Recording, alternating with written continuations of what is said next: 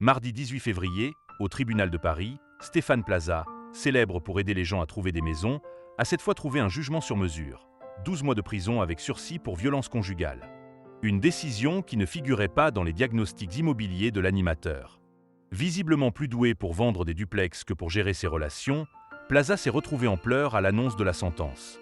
Il a désormais interdiction d'entrer en contact avec son ex-compagne pendant 3 ans, ce qui, en langage immobilier, revient à dire « Désolé, mais cette porte est définitivement condamnée ». Sa défense a tenté un réagencement stratégique. Son avocate, maître Hélène Plumet, a immédiatement annoncé qu'il ferait appel, tandis que son autre conseil, maître Carlo Alberto Brusa, a dénoncé une justice qui aurait surévalué le bien. Selon lui, la gentillesse de Plaza devrait être prise en compte dans l'estimation. Mais le tribunal, lui, a préféré se fier au diagnostic des experts, qui ont confirmé 4 scènes de violence, appuyées par des témoignages et des examens médico-légaux. Entre un coup de poing à l'épaule, des doigts tordus et des humiliations publiques, la Cour a trouvé que l'affaire ne relevait pas exactement d'un simple rafraîchissement à prévoir. Lors de l'audience du 9 janvier, Stéphane Plaza a plaidé la maladresse. « Je suis dyspraxique et maladroit, je ne vois pas qu'elle a mal », a-t-il expliqué.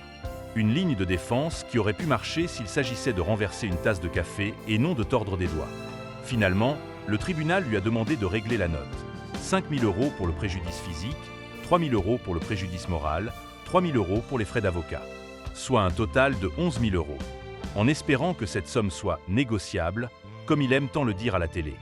Depuis la révélation de l'affaire en septembre 2023, la réputation de Plaza s'est effondrée plus vite qu'un immeuble sans permis de construire.